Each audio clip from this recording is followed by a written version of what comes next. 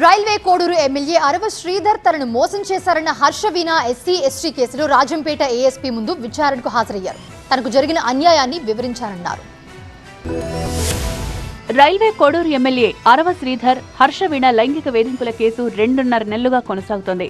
తనతో అరవ శ్రీధర్ ఉన్న వీడియోలను ఒక సిరీస్లా విడుదల చేసిన హర్షవీణ శనివారం ఎస్సీ కమిషన్ ఆదేశాల మేరకు రాజంపేట ఏఎస్పీ ముందు విచారణకు హాజరయ్యారు.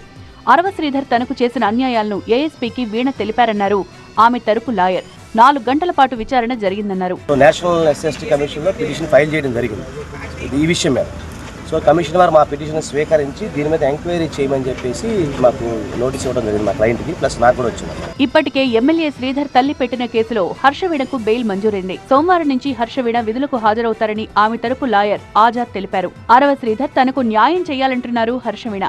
తాను కోర్టుల చుట్టూ తిరుగుతుంటే అరవ శ్రీధర్ క్రికెట్ ఆడుతున్నారని ఆవేదన వ్యక్తం చేశారు హర్షవీణ. జనసేన అధినేత ఆయనపై చర్యలు తీసుకోకపోవడం బాధాకరమన్నారు.